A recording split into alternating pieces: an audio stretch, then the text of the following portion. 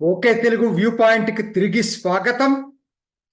పవన్ కళ్యాణ్ గిరిజన యాత్ర రియల్గా అది ఓ చారిత్రాత్మక ఘటనగా చెప్పొచ్చు.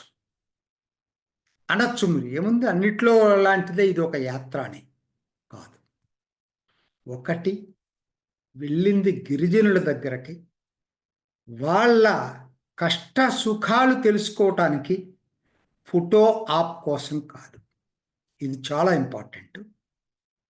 ఎందుకంటే తను ఏదో వెళ్ళి ఒక పారాఫెర్నియా తోటి వెళ్ళి అక్కడేదో ఒక మీటింగ్ మాట్లాడి రాల. తను రోడ్డు లేని చోట, నడవటం కష్టంగా ఉండేటువంటి చోట, వర్షం పడుతుంటే బురద ఉన్న చోట, బురద కాళ్ళతో చెప్పులతోటి, చెప్పులు లేకుండా ఆ నడిచినటువంటి విధానము మన సంగతి వదిలిపెట్టండి, గిరిజనుల మనసుల్ని దోచుకుంది. ఎందుకు ఈ మాట చెప్తున్నానంటే, ఎప్పుడూ కూడా ప్రధాన స్రవంతిలో ఉండే వాళ్ళకి సుదూరంగా ఉండేవాళ్ళు ఆ అంతరం ఉంటుంది ఎప్పుడు కూడా. గిరిజనులు మమ్మల్ని రాజకీయ నాయకులు పట్టించుకోవట్లేదు, ఏదో వచ్చి అలా వచ్చి ఇలా వెళ్ళిపోతారనేటువంటి భావన వాళ్ళల్లో ఉండబట్టే దాన్ని మావోయిస్టులు అడ్వాంటేజ్ తీసుకున్నారు. ఆ భావన పోవటానికి రాజకీయ నాయకుల కృషి ఎంత? ఆ పని ఇప్పుడు పవన్ కళ్యాణ్ చేశాడు. అసలు చూస్తుంటేనే అది అసలు ఏ రాజకీయ నాయకుడికి ఇలా ఇలా చేయాలనే ఆలోచన రాలేదు. అంటే ఆయన దేనికోసమో చేయలా. 2018లో పోరాట యాత్రలో వాళ్ళ సమస్యలు తెలుసుకున్నాడు. అప్పుడు అధికారం లేదు, ఇప్పుడు అధికారంకి వచ్చింది. అందరేమనుకున్నారు, అప్పుడేదో వచ్చాడు 6 సంవత్సరాల క్రితం, మళ్ళీ ఇవాళ గుర్తుంటుందా అని ఎవరికీ గుర్తులేదు. నిజంగా చెప్పాలంటే ఆయన చెప్పిన దాకా కూడా గుర్తు పెట్టుకుని మరలా అదే గ్రామాలకు వెళ్ళి ఆ గిరిజన గ్రామాలకి వాళ్ళ సమస్యని వెళ్ళే ముందే పరిష్కరించాడు. అటు మోడీ దగ్గర మాట్లాడి, ఇటు చంద్రబాబు నాయుడిని కన్విన్స్ చేసుకొని నిధులు తీసుకొని 105 కోట్లతోటి దాదాపు 29 రోడ్లకి అనుమతి తీసుకొని గిరిజనుల దగ్గరకు వెళ్ళాడు. 2018లో ఇచ్చిన మాట నిలబెట్టుకున్నాడు. చెలించాడు ఆ రోజు వాళ్ళని చూసి. ఎందుకంటే ఇది నేను మామూలుగా నాకు అనిపించదు. ఎందుకంటే ఎవరు రాజకీయ నాయకులు ఇలా ఆలోచించరండి, చాలా తక్కువ మంది. ఎందుకంటే ఆయనే చెప్పాడు, ఓట్ల ప్రకారం అయితే 4,500,000 కోట్లు, 4,500,000 మంది మొత్తం కలిపినా కూడా ఇదంతా కూడా ప్రాజెక్టు కలిపి. కాబట్టి ఓట్ల కోసం ఇక్కడ దాకా రావాల్సిన పని లేదు. అయితే ఎవరైతే సమాజంలో అట్టడుకున్నారో, ఎవరైతే ఎక్కువ బాధపడుతున్నారో వాళ్ళ బాధల్ని ఆలోచించగలిగిన వాడే నిజమైన నాయకుడు. ఆ పని పవన్ కళ్యాణ్ చేశాడు. ఇవాళ బాగుజోల యాత్ర జనాల్ని కదిలిస్తే, బల్లగరువు సభ జనాల్ని మెప్పించింది. నేను విన్నాను అది యూట్యూబ్లో. కానీ నిజంగా ఆ దాంట్లో ప్రసంగం చాలా ఆకట్టుకుందండి. ఇటీవల పవన్ కళ్యాణ్ మాట్లాడిన వాటిల్లో కల్లా కూడా ఒకటి ఆణిముత్యంగా చెప్పచ్చు.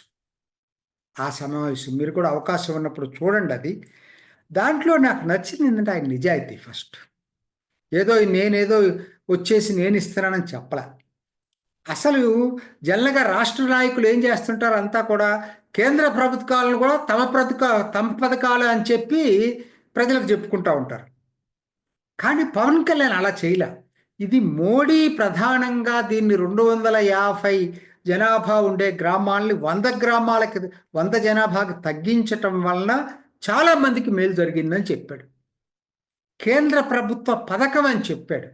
ఇందులో రాష్ట్ర వాటా ఎక్కడుందో చెప్పాడు.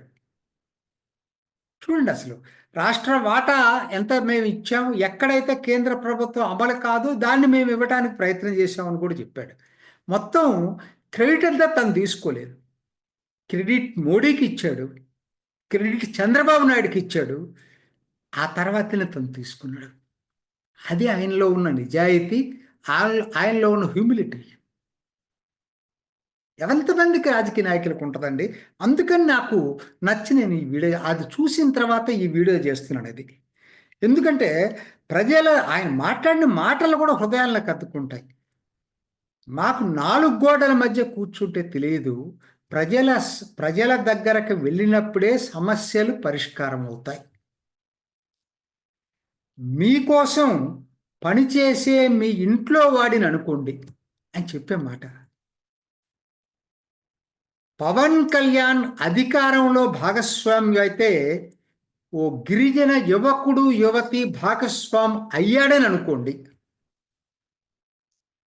నేను నా సినిమాల కోసం కలలు కనను, దేశం కోసం కలలు కంటాను, ప్రజల కోసం కలలు కంటాను.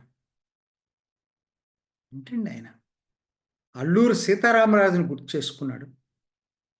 ఆ తర్వాత గంజాయిపై మాట్లాడిన తీరు కూడా ఆకట్టుకుంది.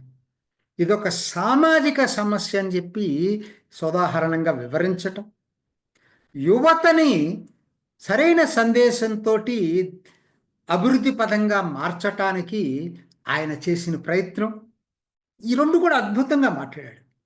ఎవరిని తక్కువ చేయలేదండి.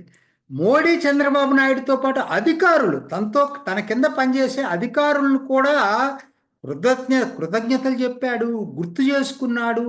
పాత అధికారి శంకరన్ను గుర్తు చేశాడు. అద్భుతమైన ప్రసంగం నా దృష్టిలో. అంటే గిరిజనులకైతే హత్తుకుపోయిందండి వాళ్ళకి. చెప్పాడు, నేను సినిమా యాక్టర్గా నన్ను చూడొద్దు, నేను మీలో ఒకటిగా చూడండి, నన్ను మీరు నా మీద పడకపోయేటట్టయితే ఇంకా నేను మీతో బాగా ఇంటరాక్ట్ అవుతాను, మీ సమస్యలను తెలుసుకోగలుగుతాను. ఆయన చెప్పిన పదాలు వింటుంటే చాలా ఆశ్చర్యంగా ఉంది. మీకు అందరూ తెలుసు లేదు, ఆయన వెళ్ళిన ప్రాంతాలకి దగ్గరలో ఉంటుంది ఏఓబి, ఆంధ్ర ఒరిస్సా బోర్డర్. అది మావోయిస్టులు కంచుకోట ఒకనాడు, ఇప్పుడే తగ్గుతూ ఉంది. ఈరోజు కూడా గిరిజనులు ఎందుకు ప్రధాన స్రవంతికి దూరంగా వాళ్ళ ప్రభావంలో ఇంకా అక్కడ ఉంటున్నారనే దానికి ఇటువంటివి జరగాలండి. ఈ ఇంటరాక్షన్స్ చాలా ఇంపార్టెంట్ గిరిజనులతోటి. మరి అంత టైము ఒక డిప్యూటీ చీఫ్ మినిస్టర్కి మొత్తం కలిపిన 4,500 మంది ఉంటే 100 మంది ఉండే చోటకెళ్ళి 2 రోజులు గడిపాడంటేనే ఆయన నిబద్ధత ఏంటో అర్థం చేసుకోవచ్చు. ఇలా గిరిజనుల్ని మోటివేట్ చేయటం అనేది సామాజిక ఇంటిగ్రేషన్కి బాగా ఉపయోగపడుతుందండి. వాగ్దానాలు చేయడంలో కూడా ఆయన చెప్పాడు, కొన్ని అడిగితే నేను చేయలేను, ఇప్పుడు నేను సీనియర్ నాయకులను కన్సల్ట్ చేయాలా, అధికారులను కన్సల్ట్ చేయాలా, తర్వాత మీకు చెప్తాను. ఏదో రాజకీయ నాయకుల్లాగా ఊరికి వాగ్దానాలు చేసి వెళ్ళిపోలేదు. ఇదండి రాజకీయ నాయకుడు అంటే. ఇంకా నాకు అది అందుకని అనిపించి చేస్తున్నాను. ఇది పాతకాలపు రాజకీయ నాయకులను గుర్తు చేశాడు ఈయన పవన్ కళ్యాణ్, పాత తరం రాజకీయ నాయకుల్ని. Heads off to him. కేవలం 6 నెలల అధికారంలో ఉంటేనే తన ఇమేజీ ఎలా పెరిగిపోతుందో చూస్తున్నాం. ఇటువంటి నాయకులు ఆంధ్రాకి దొరకటం ఆంధ్ర ప్రజలు చేసుకున్న అదృష్టంగా భావిద్దాం. Wish you all the best Pawan Kalyan. ఇది ఈనాటి ఓకే తెలుగు వ్యూ పాయింట్. మరొక ఎపిసోడ్లో మళ్ళీ కలుసుకుందాం. నమస్తే. చూసారు కదండి, మరి ఈ వీడియో కనుక మీకు నచ్చినట్లయితే ఒక లైక్ కొట్టేసి మీ అభిప్రాయాన్ని కూడా కామెంట్ బాక్స్లో తెలియజేస్తూ ఇలాంటి ఇంట్రెస్టింగ్ అప్డేట్స్ కోసం మా ఛానల్ని సబ్స్క్రైబ్ చేసుకోండి.